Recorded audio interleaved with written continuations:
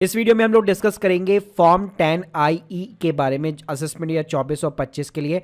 तो अगर आप न्यू टैक्स सिस्टम से ऑप्ट आउट करना चाहते हैं तो आपको ये फॉर्म फाइल करना पड़ता है, प्लस इसकी कुछ टर्म्स एंड कंडीशंस होती है। तो फाइल करने से पहले आपको वो चीज़ें जाननी ज़रूरी है, कैसे फाइल किया जाता है, किन सिचुएशन में फाइल किया जाता है, ये सब कुछ जानने को मिलेगा आपको इस वीडियो के अंदर। स्टार्ट करने से पहले बताना चाहूँगा, अगर आप एक प्रोफेशनल एक्सपर्ट के थ्रू बहुत ही अफोर्डेबल कॉस्ट के ऊपर ITR फाइलिंग सर्विसेज या फिर कंसल्टेंसी बुक करना चाहते हो, link in the description box. पहले बात करते हैं कि फॉर्म 10IE आखिर होता क्या है।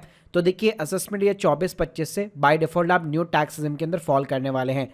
तो अगर आपको ओल्ड टैक्स रिजिम के साथ में ITR फाइलिंग करनी है, ऑप्ट आउट करना है, तो उस केस में आपको गवर्नमेंट को फाइलिंग करने से पहले ही इन्फॉर्म करना पड़ता है कि यहाँ पे मैं न्यू टैक्स रिजिम जो है ऑप्ट आउट कर रहा हूँ, और इसके लिए आपको फॉर्म ये वाला फॉर्म 10IEA जो है यहाँ पे फाइल करना पड़ता है। जैसे ITR की ड्यू डेट होती है, डेफिनेटली इस फॉर्म की भी यहाँ पे ड्यू डेट है। अगर आप ऑप्ट आउट करना चाहते हैं न्यू टैक्स रिजिम से, तो केवल before due date of the ITR filing ही आप यहाँ पे कर सकते हैं, यानी नॉर्मली जो डेट रहेगी वो आपकी 31 जुलाई रहने वाली है। अब बात करते हैं कि यहाँ पे किसको रिक्वायरमेंट होती है फॉर्म को फाइल करने के लिए। तो जो लोग भी ITR 1 या ITR 2 फाइल करते हैं, तो उनको लोगों को रिक्वायरमेंट नहीं है, वो आराम से अपना न्यू टैक्स रिजिम से ऑप्ट आउट कर सकते हैं। लेकिन अगर आपकी बिजनेस की इनकम है, नॉर्मली अगर आप ITR 3 फाइल करते हैं, ITR 4 फाइल करते हैं, तो उस केस में पहले आपको ये वाला फॉर्म फाइल करना पड़ेगा, तभी जाकर जो है आप यहाँ पे ओल्ड टैक्स रिजिम के अंदर ये दोनों फॉर्म्स यहाँ पे फाइल कर पाएंगे। इसके साथ में इस फॉर्म के ऊपर एक कंडीशन ये है कि जो लोग भी यहाँ पे जिनकी बिजनेस से इनकम है, अगर वो ऑप्ट आउट करना चाहते हैं न्यू टैक्स रिजिम से, तो इस फॉर्म के थ्रू अपनी पूरी लाइफ के अंदर केवल वो 2 बार यहाँ पे जो है चीज़ें कर सकते हैं, यानी 2 बार यहाँ पे फॉर्म फाइल कर सकते हैं। एक बार जो फॉर्म फाइल होगा, अगर कोई भी ऑप्ट आउट करना चाहता है न्यू टैक्स रिजिम से, यानी कि ओल्ड टैक्स रिजिम के अंदर ITR फाइलिंग करना चाहता है, तो उस टाइम पे उसको ये फॉर्म फाइल करना पड़ेगा। और उसके बाद में गवर्नमेंट एक और आपको मौका देगी, अगर आप वापस एंटर करना चाहते हो न्यू टैक्स रिजिम के अंदर, यानी हर साल फ्रिक्वेंट तरीके से आप इस फॉर्म को फाइल कर करके new versus old, old versus new के अंदर शिफ्ट नहीं कर पाएंगे।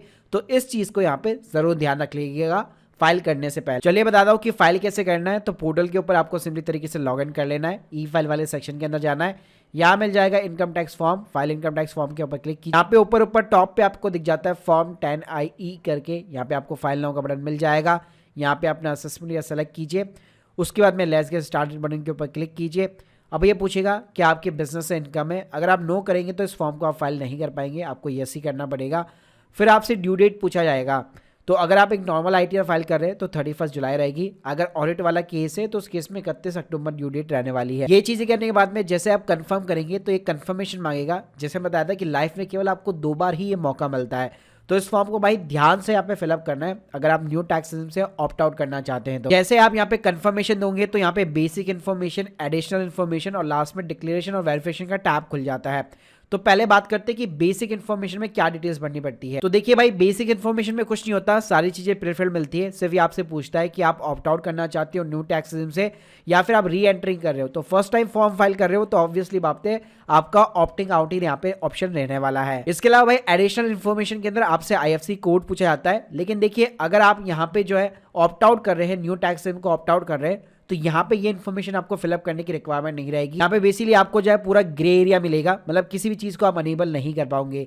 ये तभी एप्लीकेबल होगा जब आप वापस न्यू टैक्स रिजिम के अंदर आना चाहते हो। उसके बाद में कुछ नहीं करना भाई, वेरिफिकेशन का बटन मिल जाता है, एक OTP डालो अपना आधार का, उसके थ्रू आप अपना फॉर्म 10IE सिंपली तरीके से सबमिट कर सकते हो। और भाई जैसे यहाँ पे आप सबमिट करते हो तो एक एक्नॉलेजमेंट नंबर आप लोगों को मिलता है, और वो एक्नॉलेजमेंट नंबर बकायदा आपको ITR में भी डालना पड़ता है। तो उस एक्नॉलेजमेंट नंबर को आप देख सकते हैं जब अपनी जनरल इन्फॉर्मेशन जब आप इंसर्ट करेंगे, तो अगर आप ऑप्ट आउट करना चाहते तो बकायदा यहाँ पे आपको ड्यू डेट भी डालनी पड़ेगी, प्लस फॉर्म 10IE का आपको एक्नॉलेजमेंट नंबर भी जो है यहाँ पे इंसर्ट करना पड़ेगा। तो guys hope you like this video. अगर आप एक प्रोफेशनल के थ्रू यहाँ पे जो है new tax regime versus old tax के अंदर कंपैरिजन करके बहुत ही अफोर्डेबल कॉस्ट के ऊपर ITR फाइलिंग कराना चाहते हैं, तो link in the description box. अगर आप लोग की कोई भी डाउट्स है कमेंट बॉक्स के अंदर जरूर बताइए। Thank you guys, thank you very much.